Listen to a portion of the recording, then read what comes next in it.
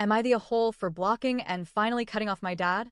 I'm 26 and non-binary, and for the past several years, I've been navigating a deeply complicated, often painful relationship with my dad.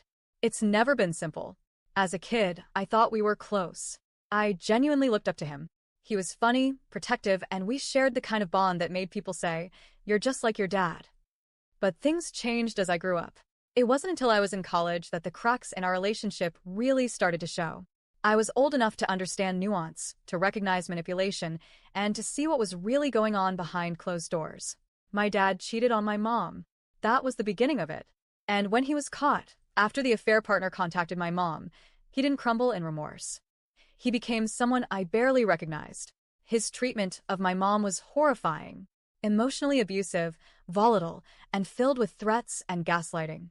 It got so bad that they ended up in court.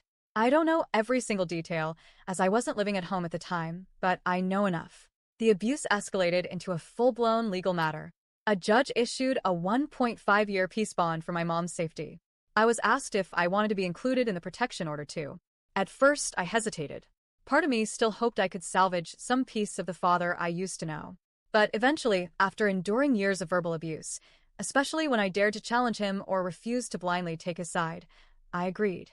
And in hindsight, that decision gave me a kind of peace I hadn't felt in years. But here's where things got complicated again. Once the peace bond expired, I started to doubt myself. Maybe I was being too harsh.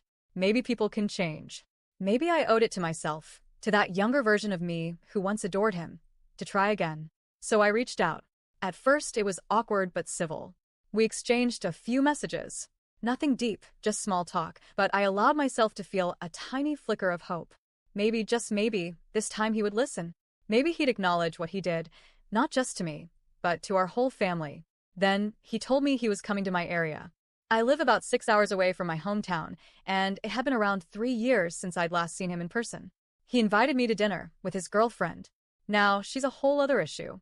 I'll spare all the details, but to summarize, she said absolutely disgusting things online about my mom. She dead names and mocks our trans cousin, and she's generally a walking red flag. I told him I wasn't comfortable meeting her and asked if it could just be the two of us. You know, a one-on-one dinner between a parent and child after 3 years of no contact. He agreed. For a moment, I felt heard, but I should have known better. Just a few days later, he bailed. Said he couldn't leave her alone at the Airbnb. Couldn't step away for even an hour. It was like I didn't matter. Like the effort I'd made meant nothing. It stung. I needed some space to think, so I didn't respond right away. A few days later, he messaged asking if I was mad. I told him yes, and I explained why. And instead of apologizing or owning up to anything, he turned the tables on me. He said it was my fault we didn't meet up because I wasn't comfortable with his girlfriend. As if he had no choice. As if he wasn't the one choosing her over his own child. Then came the next layer of manipulation. He started complaining about my mom. Again. About court costs and how he was punished for things that never happened. It was the same exhausting script I'd heard for years. He's the victim, everyone else is lying, and he's been unfairly treated. It's like he's stuck in a loop where he's always the wounded party and never responsible for any of his actions. I tried shutting it down. I told him I wasn't going to rehash old arguments or get into a blame game. But he wouldn't stop. He couldn't stop. So I blocked him. And that was it. After all the years of back and forth, of hoping he'd grow or change or see me, not just as a child to control, but as a person with feelings and memories, blocking him felt like closing a door. Maybe even locking it. But it still hurts. I don't think people talk enough about how hard it is to walk away from a parent. Everyone tells you, if they're toxic, cut them off. And yes, that's true. But it doesn't mean it's easy. It doesn't mean you don't second-guess yourself at 2 a.m. wondering if you'll regret it someday. It doesn't mean you don't still want your dad to just be better.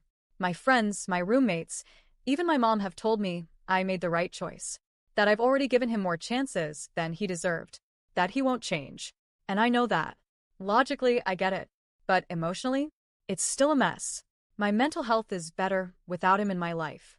That's the truth. I feel lighter, less anxious, more like myself. But sometimes I still wonder, will I regret never seeing him again? What if something happens? What if I was wrong? I know I can't control his behavior. I know people only change when they want to. And I don't believe he wants to. Not really. But the grieving process is still real. I'm not grieving a death, but the loss of what could have been, of what I wanted him to be. And that still sucks. So, am I the whole for cutting off my dad? For finally drawing the line after years of emotional whiplash? If you've been through something similar, cutting off a parent, grieving someone still alive, I'd really appreciate your advice, stories, or even just validation that this kind of loss is a loss, and it's okay to feel conflicted about it. Thanks for reading if you made it this far.